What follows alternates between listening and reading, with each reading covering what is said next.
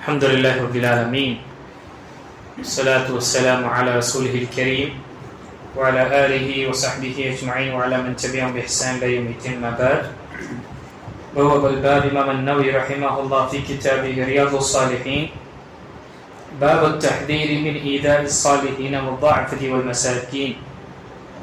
قال الله تعالى: والذين يؤذون المؤمنين والمؤمنات بغير ما اكتسبوا فقد احتملوا بهتانا وإثما مبينا. وقال تعالى: فأما اليتيم فلا تقهر وأما السائل فلا تنهر. பிணைத்துக்குரிய அல்லாஹ் நடிகார்களே, நாம் இன்று பார்க்கக்கூடிய புதிய தலைப்பு நல்லோர்களை பலவினர்கள் ஏழைகள் ஆகியோரை துன்புறுத்துவதை பற்றி எச்சரித்தல் என்ற பாடங்கள் பார்க்க இருக்கின்றோம். இது 2 வசனங்கள் மற்றும் 2 ஹதீஸ்கள் இங்கு இருக்கின்றது. முதல் சூரத்துல் அஹ்ஸாபுடைய 58வது வசனத்தில் அல்லாஹ் தஆலா கூறுகின்றார்: வல்லதீன யூதூனல் முஃமினீன வல் முஃமினாத்தி பிகைரி மக்தஸபு ஃபகத் இஹ்தமலு புஹ்தானன் வ இஸ்மன் முபீனா. நம்பிக்கை கொண்ட ஆண்கள் மற்றும் பெண்களுக்கு அவர்கள் குற்றம் புரிதற்காகவே எவர்கள் துன்பம் அளிக்கின்றார்களோ அவர்கள் ஒரு மாபெரும் அவதூறையும் வெளிப்படையான பாவத்தின் விளைவையும் தம் மீது சுமந்து கொள்கிறார்கள்.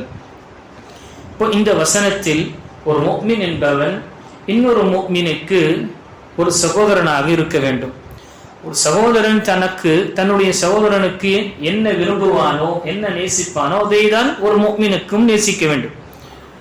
என்ன தனக்காக என்ன நேசிக்கின்றானோ அதை தன்னுடைய சகோதரனுக்கு நேசிப்பதுதான் முஃமின்களாக இருக்கின்றார்கள். புகாரில் வரக்கூடிய ஹதீஸில் நாம் பார்த்தோம் இதற்கு முன்னால்: லா யுமினு அஹதுக்கும் ஹத்தா யுஹிப்ப லி அஹீஹி மா யுஹிப்பு லினஃப்ஸி. உங்களில் எவரும் அதுவரை முஃமினாக முடியாது எதுவரை நீங்கள் விரும்புவதே உங்களுடைய சகோதரருக்கு விரும்பாதவரை என்று ஹதீஸ் வருகின்றது. அப்போ இங்கு எவர் ஒருவர் ஒரு முஃமினான ஆணுக்கோ அல்லது முஃமினான பெண்ணுக்கோ அநியாயமாக துன்புறுத்துகின்றார்களோ, நோவினை தருகின்றார்களோ, சிரமத்தை ஏற்படுத்துகின்றார்களோ, இப்படிப்பட்டவர்கள் மாபெரும் ஒரு அவதூறையும் செய்தார்கள். அதே போல அவர்கள் தனக்கு என்று மிகப்பெரிய ஒரு தண்டனையும் அவர்களே அமைத்துக் கொண்டார்கள் என்று அல்லாஹ் தஆலா இங்கு நம்மை எச்சரிக்கின்றார். அடுத்த ஹதீஸில் அடுத்த வசனம் சூரத்து துஹாவுடைய 9 மற்றும் 10வது வசனத்தில்: ஃபஅம்மல் யதீம ஃபலா தக்ஹர் وَأَمَّا السَّائِلَ فَلَا تَنْهَرْ. அநாதைகள் நீங்கள் ஏசாதீர்கள், அவர்களை கடினமாக நடந்து கொள்ளாதீர்கள். وَأَمَّا السَّائِلَ فَلَا تَنْهَرْ. கேட்கக்கூடியவர்கள் யாசனம் செய்யக்கூடியவர்களை நீங்கள் விரட்டாதீர்கள் என்று வசனம் இருக்கின்றது. அப்போ யதீமுக்கும் குறிப்பாக அநாதைகளாக இருக்கக்கூடியவர்கள், அநாதை என்றால் யார் சிறுபிராயத்தில் தன்னுடைய தகப்பனாரை இழந்து விடுகின்றாரோ, தந்தையை இழந்து விடுகின்றாரோ, சிறு பிராயத்தில் அவர்தான் யதீம் என்று சொல்லப்படுவார், அனாதி என்று சொல்லப்படுவார். தாயை இழப்பதினால் அவர் யத்தீமாக ஆக மாட்டார். அதே போல அவர் பருவ வயது அடைந்த பிறகு இவர் யத்தீம் என்று கூட நம்ம சொல்ல முடியாது. யத்தீம் என்பது பருவ வயதிற்கு முன்னால் சிறு பிராயத்தில் அவருடைய தந்தையை இழந்தவருக்கு யத்தீம். இந்த யத்தீமுடைய பராமரிப்பை பற்றி அல்லாஹ்வுடைய தூதர் ஸல்லல்லாஹு அலைஹி வஸல்லம் சொல்லியிருக்கின்றார்கள். முஸ்லிமில் வரக்கூடிய ஹதீஸ்: அனா வகாஃபிலுல் யதீம் கஹாதைனி ஃபில் ஜன்னா.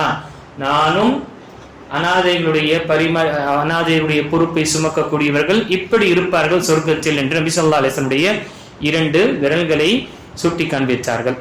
இப்போ இங்கு அதே போல யாசனம் செய்யக்கூடியவர்கள், பிச்சை கேட்கக்கூடியவர்கள், யாசனம் கேட்கக்கூடியவர்கள் தேவை வந்து நம்மிடம் கேட்கும் பொழுது முடிந்தால் நம்மால் கொடுக்க வேண்டும், இல்லை என்றால் அவர்களை விரட்டுவது என்பது தடை செய்யப்பட்டது. ஏனென்றால் பலவீனமானவர்கள் சிலர் அது வியாபாரமாக ஆக்கிக் கொள்கின்றார்கள். ஆனால் நாம் பார்க்கும் பொழுது அவருடைய தோற்றத்தில் இவர் சிரமத்தில் தான் இருக்கின்றார், அல்லது பலவீனமாக இருக்கின்றார், ஏழையாக இருக்கின்றார், மிஸ்கினாக இருக்கின்றார் என்று தெரிந்தென்றால் நாம உதவி செய்ய வேண்டும். இல்லை என்றால் அவர்களுக்கு நல்ல விதமாக சொல்லி நம்ம அனுப்பிட வேண்டும். நம்ம ஏசுவது, அவர்களை திட்டுவதோ, கடினமாக பேசுவது என்பது இது கூடாது.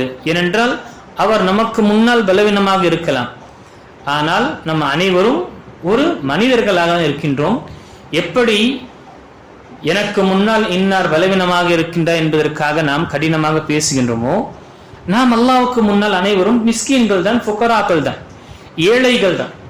அப்போ நமக்கு என்ன அந்த தகுதி இருக்கின்றது ஒருவரை கடினமாக அல்லது அவர்களை மிக ஒரு கேவலமாக பேசுவது என்பது நமக்கு தகுதி இல்லை. ஏன்னா நாமும் ஃபுகராதான். அல்லாஹு தஆலா அவன் கனி, நஹ்னு அல் ஃபுகரா, நாம் அனைவரும் என்ன ஏழைகள் தான், அல்லாஹுக்கு முன்னால் பிச்சைக்காரன் தான். அப்போ அல்லாஹு தஆலா உடைய நாமும் அல்லாஹ்வுடைய தேவை உள்ளவர்களாக இருக்கின்றோம். அப்போ நாம முடிந்தால் உதவி செய்ய வேண்டும், இல்லை என்றால் நாம அதற்கு சிரமத்தை ஏற்படுத்தக்கூடாது. அடுத்த ஹதீஸ் முஸ்லிமில் வரக்கூடிய ஹதீஸில் நபி ஸல்லல்லாஹு அலைஹி வஸல்லம் கூறினார்கள், ஒரே ஹதீஸ், சுபு தொழுகையை ஒருவர் தொழுது விட்டால் அவர் அல்லாஹ்வின் பொறுப்பில் உள்ளார்.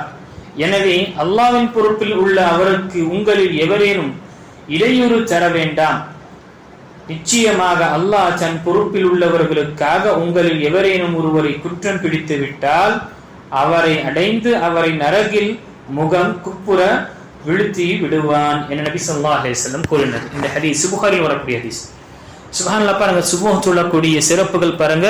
மன் ஸல்ல சுப்ஹ ஃபஹுவ ஃபீ திம்மத்திஹி, யார் சுபஹ் தொழுகையை தொழுது விட்டாரோ அவர் அல்லாஹ்வுடைய பாதுகாப்பில் வந்து விட்டார். அல்லாஹ்வுடைய பாதுகாப்பில் வந்து விட்டார் என்றால் அவருடைய அனைத்து விஷயம் அல்லாஹ் தஆலா பொறுப்பெடுத்துக் கொள்வான்.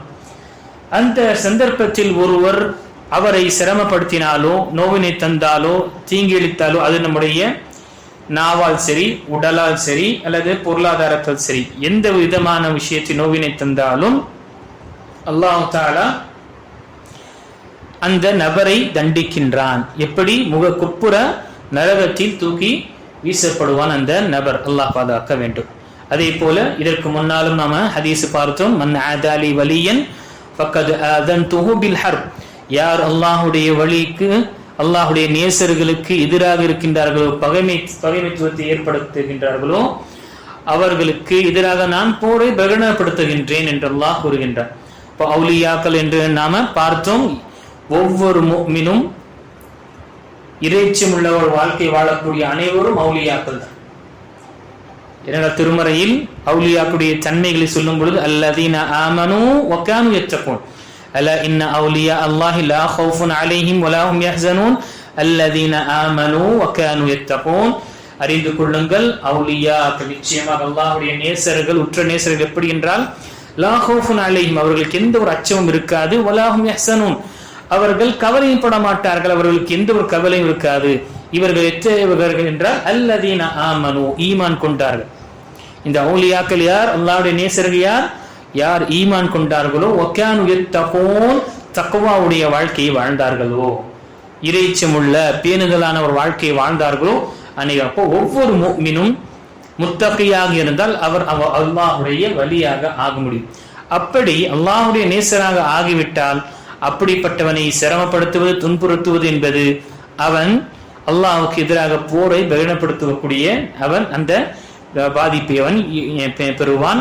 ஆக அல்லாஹ் நமக்கு சிறந்தவனாக ஆக்கியிருக்கின்றான் என்றால் நம்மால் முடிந்த வரைக்கும் உதவி செய்ய வேண்டும். இல்லை என்றால் ஏழை எளிய மக்களையோ அல்லது பலவீனமானவர்களை பார்த்து நாம ஏளனமாக அல்லது கண்ணிய குறைவாக நாம அவர்களிடம் நடந்து கொள்ளக்கூடாது. மாறாக நம்மால் முடிந்த அளவுக்கு உதவி செய்ய வேண்டும். இல்லை என்றால் அழகான முறையில் நாம் அவர்களுக்கு சொல்லி அல்லது அவர்களுக்கு நம்ம அழகான முறையில் தெரியப்படுத்த வேண்டும். அவர் பலவீனமாக இருக்கிறார், மிஸ்கீனாக இருக்கின்றார் என்பதற்காக நாம் அவர்களிடம் கடினமாக பேசுவது என்பது மார்க்கம் நம்மை தடுத்திருக்கின்றது. அல்லாஹ்வுடைய தூதர் ஸல்லல்லாஹு அலைஹி வஸல்லம் அதை கொண்டு தடுத்திருக்கின்றார்கள்.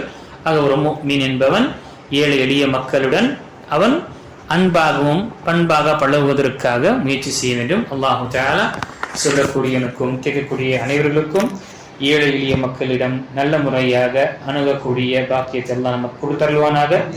அதே போல யாசனம் செய்யக்கூடியவர்களுடன் நாம நல்ல முறையாக நடந்து கொள்ளக்கூடிய பாக்கியத்தை எல்லாம் கொடுத்தருள்வானாக. ஆமீன். வாஹிர் தவானா அல்ஹம்துலில்லாஹி ரப்பில் ஆலமீன்.